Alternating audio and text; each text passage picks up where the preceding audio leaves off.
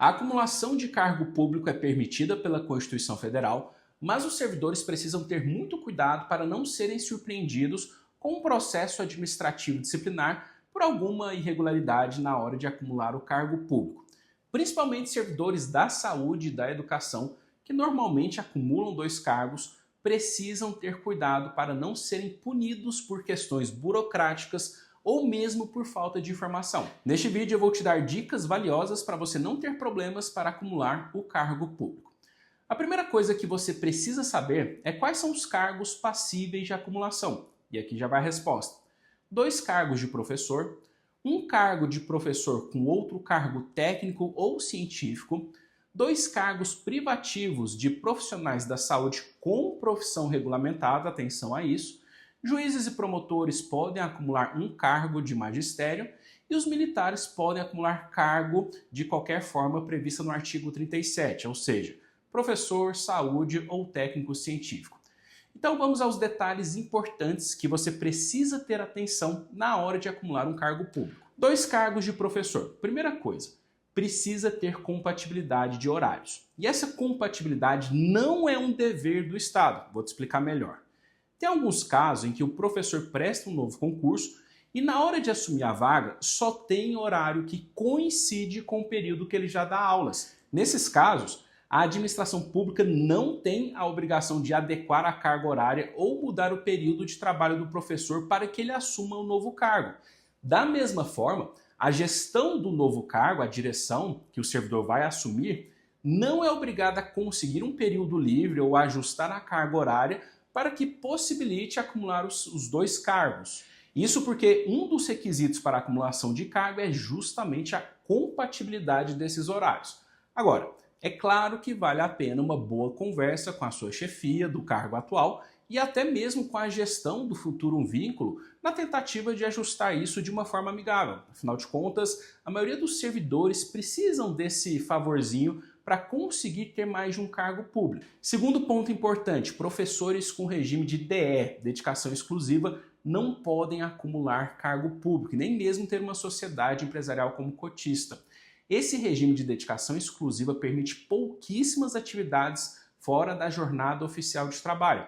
E eu recomendo que antes de se envolver em qualquer outra atividade paralela, mesmo que seja uma palestra, faça uma consulta aos normativos internos da sua instituição. Isso vai te ajudar a evitar problemas no futuro. 2 cargos privativos de profissionais da saúde com profissão regulamentada. Olha só, é aqui que acontece muita demissão injusta de servidor público e eu vou te explicar o porquê. Muitos profissionais de saúde acumulam 2 cargos e no caso de médicos e enfermeiros, a maioria trabalha em regime de plantão. E muitas vezes o registro de ponto, principalmente em municípios pequenos, é feito de forma manual. Daí pensa comigo, o médico ou enfermeiro deu 12, 15, 20 plantões no mês, em vários locais diferentes. Concorda comigo que as chances de acontecer um erro no registro de ponto é muito alta? Às vezes o profissional nem sabe se está marcando o dia certo, porque a noção de tempo e espaço na cabeça dele está totalmente afetada por conta dos plantões. Daí o que acontece? Passa-se algum tempo, 1, 2, 3 anos, é aberto um PAD contra um médico ou enfermeiro alegando que ele descumpriu a jornada de trabalho ou pior, fraudou a folha de pontos. Nesses casos é muito importante que o servidor arrole testemunhas que comprovem que ele não faltava ao trabalho, que ele era um bom trabalhador e que era assíduo. As melhores testemunhas para esse tipo de processo são os chefes imediatos daquele servidor e os colegas de trabalho com quem o profissional convivia na época que está sendo investigado no processo administrativo disciplinar. Só que o melhor mesmo, o mais seguro, é ter muita atenção na sua folha de ponto. Confira sempre no seu celular se o dia está correto, o horário, o mês, enfim, todas as informações. E evite preencher a folha de ponto à moda inglesa. Por fim, outro problema que os profissionais da saúde enfrentam é na troca de plantões. Sempre que alguém for te substituir em algum plantão, formalize isso por escrito com a direção do hospital. É muito importante ter registros escritos e autorização para a troca de plantões, evitando um PAD e mesmo um processo ético disciplinar junto ao CRM. Por último, vamos falar sobre o acúmulo de um cargo de professor com um cargo de técnico científico. Olha só, existem algumas regulamentações que explicam o que é considerado cargo técnico ou científico. Eu vou deixar essas regulamentações aqui na descrição do vídeo. E a dúvida que muita gente tem é: e se o cargo não se enquadra dentro desses normativos? Será que é possível acumular? Bom, depende muito. Se você efetivamente precisa ter algum conhecimento técnico específico, sim, é possível acumular o cargo com o de professor. Existe até um caso bem emblemático e até antigo, se eu não me engano, de 2006, de uma empregada pública da Caixa Econômica Federal que conseguiu na Justiça do Trabalho a possibilidade de acumular o cargo dela de técnica bancária com o de professor. Técnico bancário é o cargo inicial da Caixa. Na época, a Caixa alegou que o cargo de técnico bancário não pressupõe conhecimento específico que autorizava a acumulação de cargos públicos, conforme determina a Constituição Federal.